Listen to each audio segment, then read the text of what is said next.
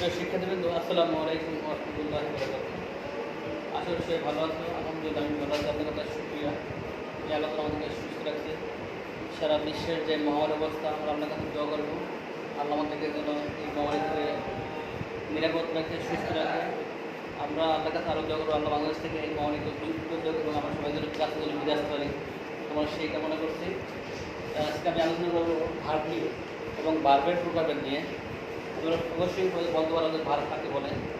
তারপর আমি বলে দিচ্ছি ভার্ব শব্দের অর্থ হলো ক্রিয়া, অর্থাৎ যে ওয়ার্ড দ্বারা কোনো কাজ করা বোঝায় তাকে ভার্ব বলে। যেমন আমি যদি বলি যে আই রিড এ বুক,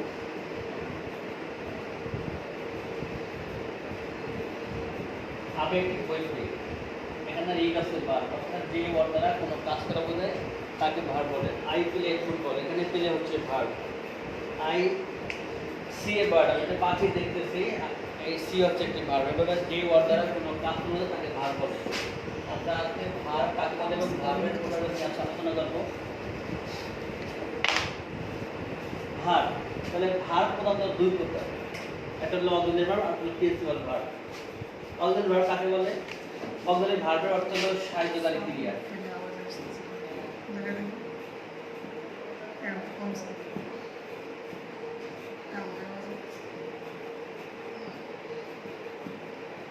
সাহায্যকারী ক্রিয়া।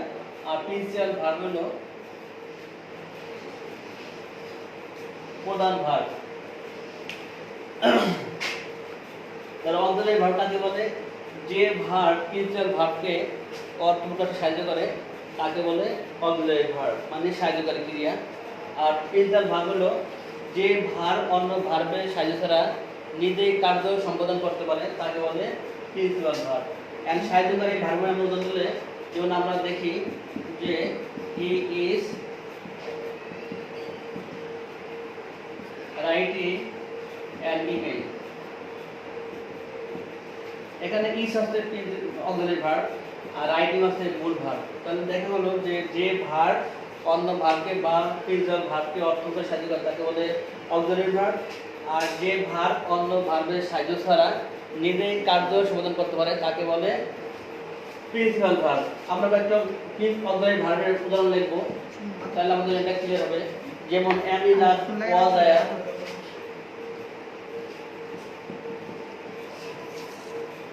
am is R was are, shall, can, could, might, এগুলো যদিও বলা করে, কিন্তু এগুলো এক ধরনের অক্সিলারি ভার্ব।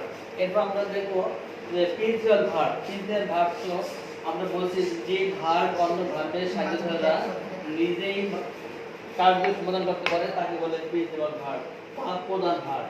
তাহলে এখন দেখা যায় যে আই রিড এ বুক, আমি একটি বই পড়ি, এখানে রিড আছে প্রিন্সিপাল ভার্ব, কারণ এখানে কোনো অক্সিলারি ভার্ব নেই।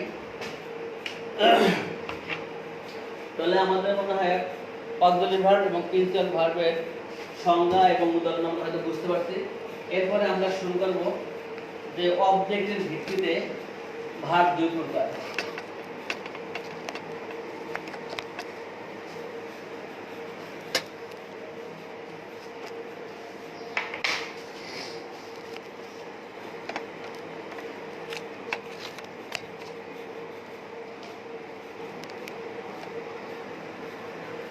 এই অবজেক্ট অনুসারে ভার্ব দুই প্রকার, একটা হলো ট্রানজিটিভ ভার্ব আর একটা হলো ইনট্রানজিটিভ ভার্ব।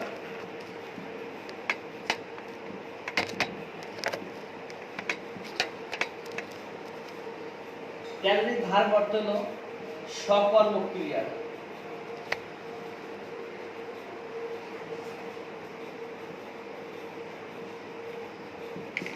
ক্রিয়া। আর নাম্বার 2 হলো ইনট্রানজিটিভ ভার্ব।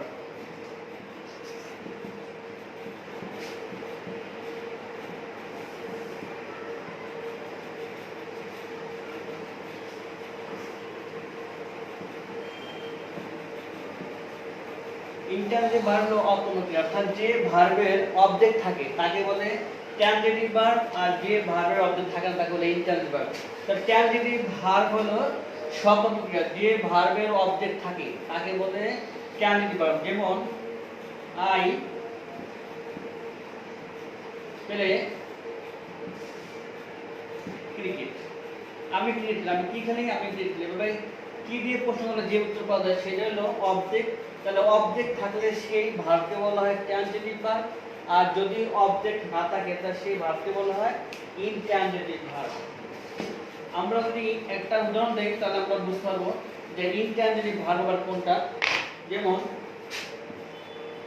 আই ডু, এখানে আমি করি, আমি কি করি সেটা বলা নাই। এজন্য যে ভার্বের জায়গাতে অবজেক্ট থাকে না তাকে বলে ইনট্রানজিটিভ ভার্ব। এরপর আমরা শিখব যে সেন্টেন্সের অর্থের সম্পূর্ণতার ভিত্তিতে ভার্ব দুই প্রকার। সেন্টেন্সের অর্থের পরিপূর্ণতার ভিত্তিতে ভার্ব দুই প্রকার। অর্থাৎ বাক্যের অর্থ যদি সম্পূর্ণ হয়ে যায় তাহলে সেটাতে এক ধরনের ভার্ব, আর যদি বাক্যের অর্থ সম্পূর্ণ না হয় সেক্ষেত্রে আরেকটা ভার্বের প্রয়োজন হয়, সেটাই হলো আবার আরেকটা ওই ভার্বের একটা নাম থাকতে হবে সেন্টেন্সের সম্পূর্ণতা। অর্থাৎ সম্পূর্ণতার ভিত্তিতে ভার্ব দুই প্রকার, একটা হলো ফাইনাইট ভার্ব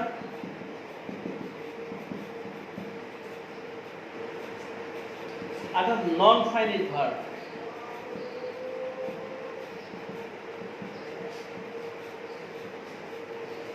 এখন ফাইনাইট ভার্ব মানে বলতে হচ্ছে যে সমাপিকা ক্রিয়া,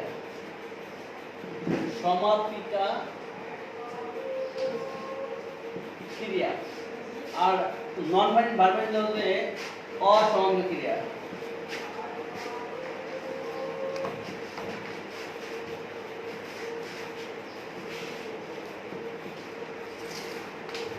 তাহলে ফাইনাইট ভার্ব কাকে বলে? যে ভার্বের মাধ্যমে সেন্টেন্সের অর্থ সম্পূর্ণ হয় বা সেন্টেন্সের অর্থের পরিপূর্ণতা প্রকাশ পায় তাকে বলে ফাইনাইট ভার্ব। যেমন I can do the work,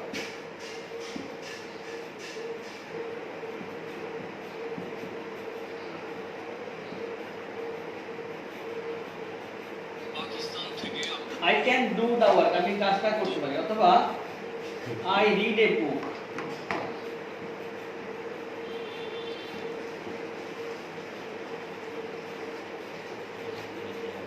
এখানে I read a book মানে আমি একটা বই পড়ি। এখানে এই রিড দ্বারা ভার্বের অর্থ সম্পূর্ণ হয়েছে, এই জন্য এই রিডটাকে বলা হয় ফাইনাইট ভার্ব। অথবা I can do the work, আমি কাজটা করতে পারি, এটা হচ্ছে ফাইনাইট ভার্ব। আবার আমরা যদি আরো উদাহরণ দিই তাহলে সেখানে এটা বুঝতে আরো সহজ হবে।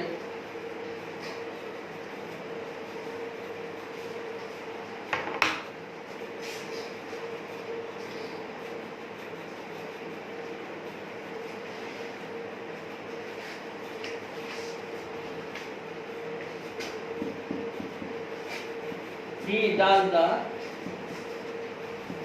sum, সে অঙ্কটা করে। এখানে ডাজের মাধ্যমে সেন্টেন্সের অর্থ সম্পূর্ণ হয়েছে, এই জন্য এই টাস্কটাকে বলা হয় ফাইনাইট ভার্ব। এভাবে অসংখ্য ভার্ব আছে যে ভার্বগুলো আমরা সাধারণত ফাইনাইট ভার্ব বলে থাকি।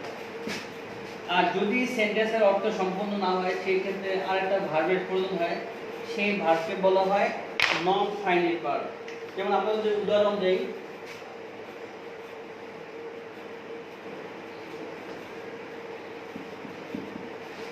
he came to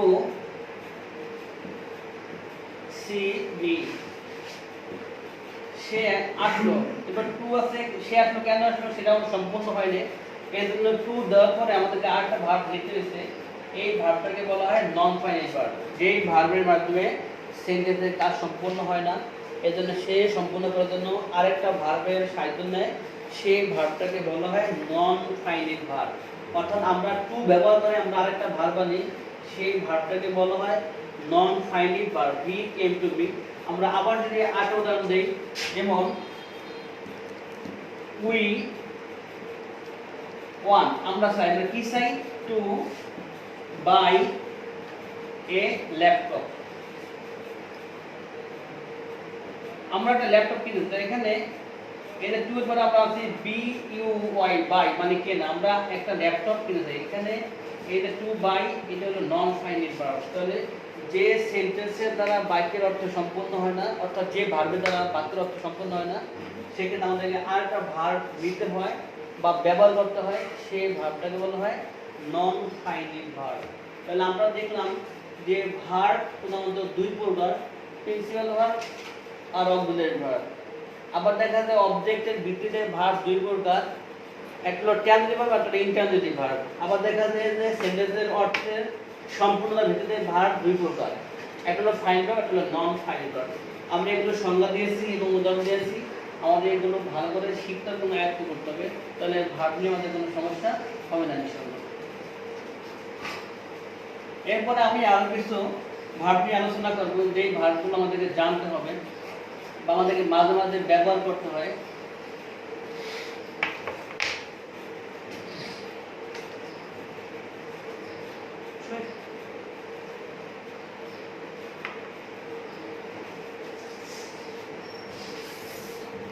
এরপর আমাদের লিঙ্কিং ভার্ব, লিঙ্কিং ভার্ব আমাদেরকে ব্যবহার করতে হয়। লিঙ্কিং বা কোপুলেটিভ ভার্ব,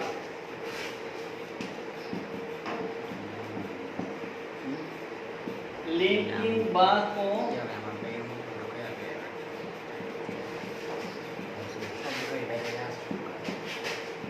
লিঙ্কিং মানে হচ্ছে সংযোগ স্থাপন করা, লিঙ্কিং বা কোপুলেটিভ ভার্ব। এই ভার্বটা কাকে বলে? যে ভার্ব প্রিন্সিপাল ভার্ব হিসেবে সাবজেক্ট এবং অ্যাডজেক্টিভ বা নাউন কমপ্লিমেন্টকে যুক্ত করে তাকে লিঙ্কিং ভার্ব বা কোপুলেটিভ ভার্ব বলে। যে ভার্ব প্রিন্সিপাল ভার্বকে সাবজেক্ট হিসেবে এবং অ্যাডজেক্টিভ বা নাউন কমপ্লিমেন্টকে যুক্ত করে তাকে বলে লিঙ্কিং, অর্থাৎ যে ভার্বের মাধ্যমে সংযোগ স্থাপিত হয় তাকে বলে লিঙ্কিং ভার্ব বা কোপুলেটিভ ভার্ব। যেমন আমরা যদি একটা উদাহরণ দেই তাহলে এটা আমাদের জন্য বুঝতে সহজ হবে। যেমন হি ইজ এ স্টুডেন্ট,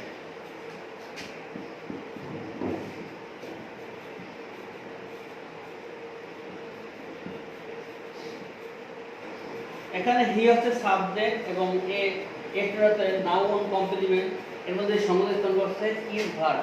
এই ইজ ভার্বটাকে বলা হয় লিঙ্কিং ভার্ব বা কোপুলেটিভ ভার্ব। লিঙ্কিং ভার্বের অর্থ হলো সংযোগ স্থাপনকারী verb.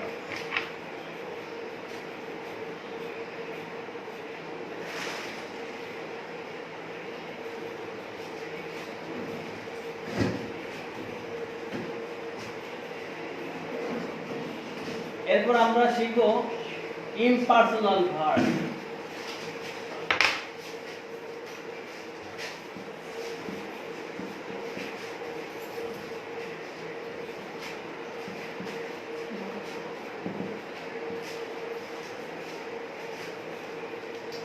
Impersonal verb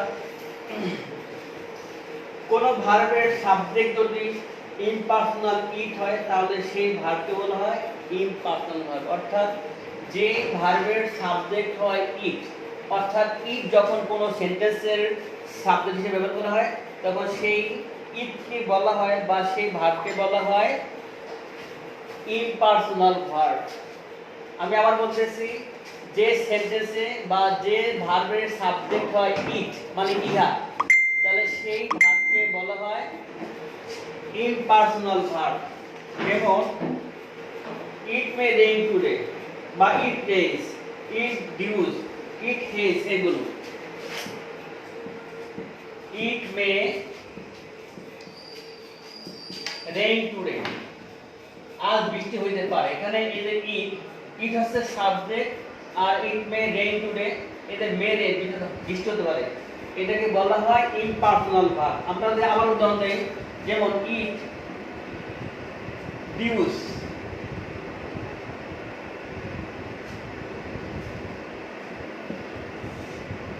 it has,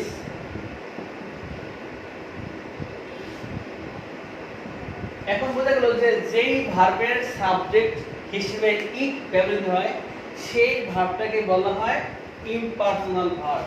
আমরা এরপরে দেখব রিফ্লেক্সিভ ভার্ব।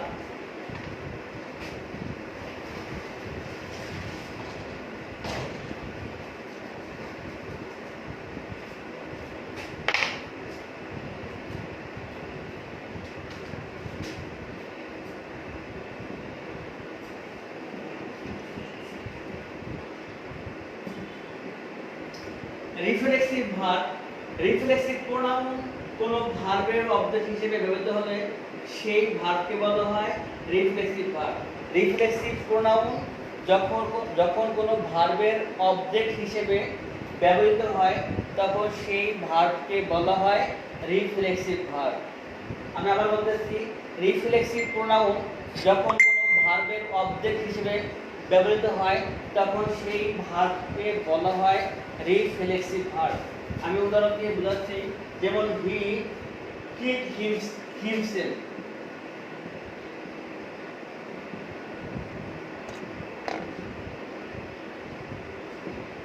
হি কিড হিমসেলফ, এখানে হিমসেলফ হলো রিফ্লেক্সিভ প্রোনাউন এবং এখানে এই হিমসেলফটা কিড ভার্বের অবজেক্ট হিসেবে ব্যবহৃত হয়েছে, এই জন্য এই ভার্বটাকে বলা হয় রিফ্লেক্সিভ ভার্ব।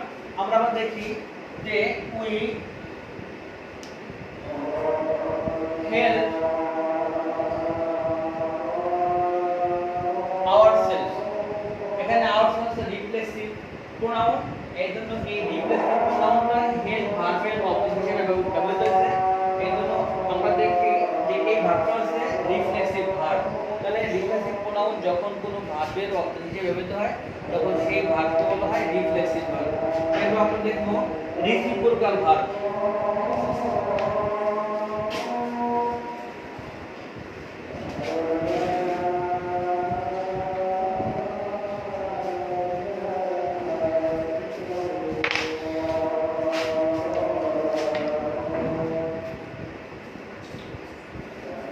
রেসিপ্রোকাল ভার্ব এটা সংজ্ঞা হলো this of transitive verb বাক্যস্থিত সাবজেক্ট ও অবজেক্টের মধ্যে পারস্পরিক ক্রিয়া ও প্রতিক্রিয়া নির্দেশ করতে ব্যবহৃত হয় সেগুলোকে রেসিপ্রোকাল ভার্ব বলে। অর্থাৎ রেসিপ্রোকাল প্রোনাউনের পূর্ববর্তী ভার্ব হচ্ছে রেসিপ্রোকাল ভার্ব। রেসিপ্রোকাল প্রোনাউনের পূর্ববর্তী ভার্ব হচ্ছে রেসিপ্রোকাল ভার্ব। আমরা আবার বলতেছি, রেসিপ্রোকাল প্রোনাউন যখন কোনো সেন্টেন্সে ব্যবহৃত হয় এবং এর সাথে যে ভার্ব থাকে সেই ভার্বটাকে বলা হয় রেসিপ্রোকাল ভার্ব। রেসিপ্রোকাল প্রোনাউন যখন কোনো সেন্টেন্সে ব্যবহৃত হয় এবং তার সাথে যে ভার্ব থাকে সেই ভার্বকে বলা হয় রেসিপ্রোকাল ভার্ব। যেমন উই লাভ ওয়ান অ্যানাদার,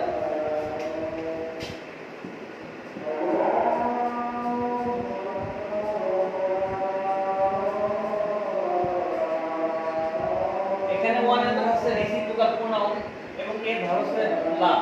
এই লাভটা হচ্ছে রেসিপ্রোকাল ভার্ব। আমরা দেখতেছি যে রিফ্লেক্সিভ প্রোনাউন যখন কোনো ভার্বের অবজেক্ট ব্যবহৃত হয়েছে সেটা হচ্ছে রিফ্লেক্সিভ ভার্ব।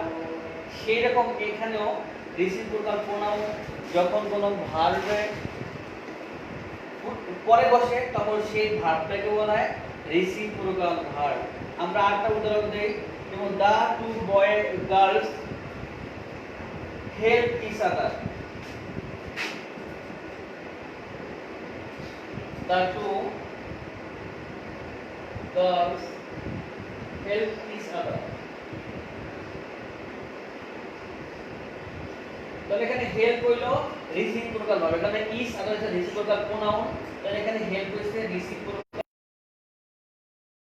যে ওয়ান অ্যানাদার এবং ইচ আদার এই দুইটা হচ্ছে রেসিপ্রোকাল প্রোনাউন এবং এর আগে যে ভার্ব আছে সেই ভার্বটাকে বলা হয় রেসিপ্রোকাল ভার্ব।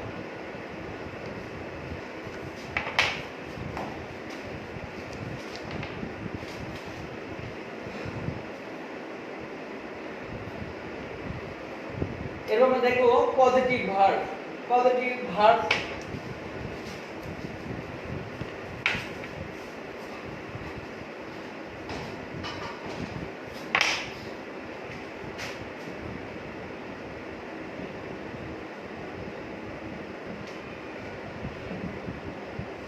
পজিটিভ ভার্ব কাকে বলে? কোন ভার্বের সাবজেক্ট যখন নিজে কাজ না করে অন্যকে দিয়ে করায় তখন সেই ভার্বকে বলা হয় পজিটিভ ভার্ব। কোন ভার্বের সাবজেক্ট যখন নিজে কাজ না করে অন্যকে দিয়ে করায় তখন সেই ভার্বকে বলা হয় পজিটিভ ভার্ব। পজিটিভ ভার্ব যেমন হি ফিডস দ্য বেবি বা mother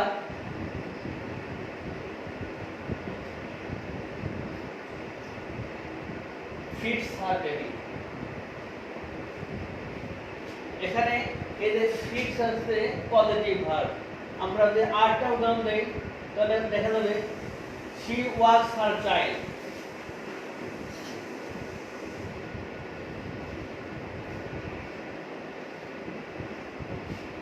she was her child, সে তার শিশুকে বা বাচ্চাকে হাতায়। এখানে তো দেখা গেল যে এই ভার্বের ক্ষেত্রে সাবজেক্ট নিজে কাজ না করে কাজটা অন্য কেউ দিয়ে করে, এই ভার্বটাকে বলা হয় পজিটিভ ভার্ব। কোনো ভার্বের সাবজেক্ট যখন নিজে কাজ না করে অন্য কেউ দিয়ে কাজ করে তখন সেই ভার্বকে বলা হয় পজিটিভ ভার্ব। এবার আমরা দেখব কগনিট verb.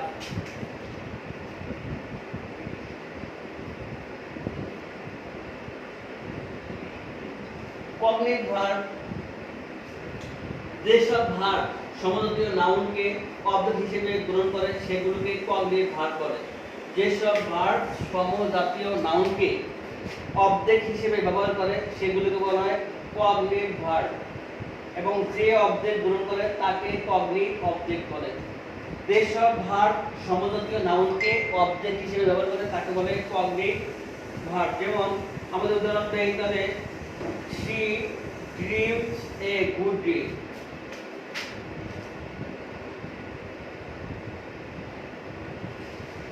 she dreamed a good dream। এখানে দেখা গেল সে সুন্দর একটা স্বপ্ন দেখছে। যদি স্বপ্ন দেখা আবার স্বপ্ন দেখছে নাউন আর স্বপ্ন দেখা হলো ভার্ব, তাহলে দেখা গেল যে এখানে যে যেসব ভার্ব তার সমজাতীয় নাউনকে অবজেক্ট হিসেবে গ্রহণ করে সেই ভার্বগুলোকে বলা হয় কগনিট ভার্ব। কগনিট ভার্ব আমরা আরেকটা উদাহরণ দিতে পারি, তাহলে he has fought a good fight।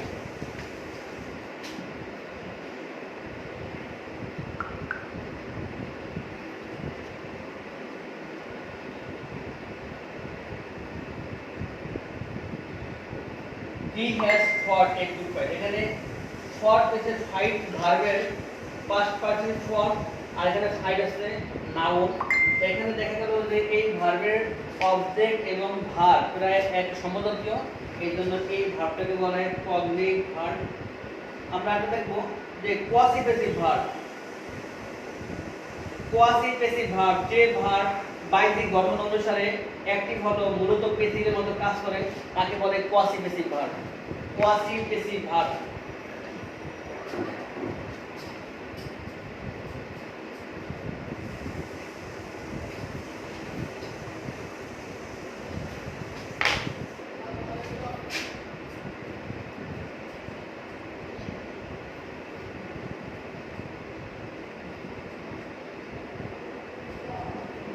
কোয়াসিপেসিভ verb হলো যে ভার্ব দেখতে অবজেক্ট কিন্তু আসলে সেই কাজ করে পেসিভ মতো, সেই ভার্বকে বলা হয় কোয়াসিপেসিভ ভার্ব। আমরা উদাহরণ দিতেছি রাইস সেলস শিপ।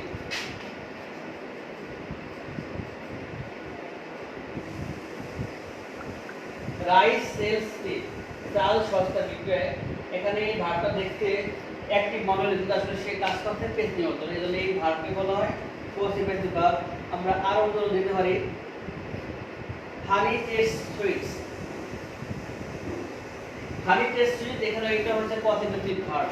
এবার আমরা লাস্ট শিখব যে ফ্যাক্টিটিভ ভার্ব। আমাদের আজকে লাস্ট ভার্ব হলো ফ্যাক্টিটিভ ভার্ব।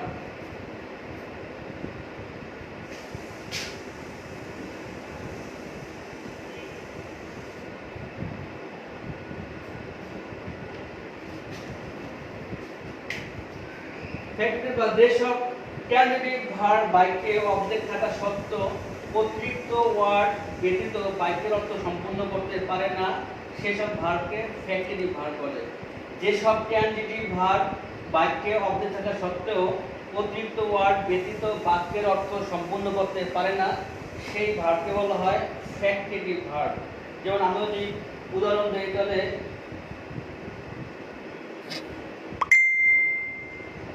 যেমন she calls me a fool।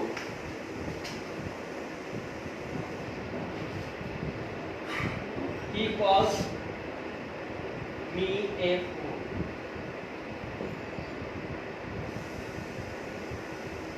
he calls me a fool, C-A-L-L calls। তাহলে এখানে দেখা গেল যে এই সেন্টেন্সে হি কল, এখানে মি আছে, মি একটা অবজেক্ট আছে, তাহলে এখানে সে আরেকটা অবজেক্ট এ ফুল মানে বোকা ধরবার এই জন্য এখানে এই যে অ্যাক্টিভ ভার্ব আমরা আরেকটা উদাহরণ দিতে পারি দে চুজ মি ক্যাপ্টেন দে চুজ মি ক্যাপ্টেন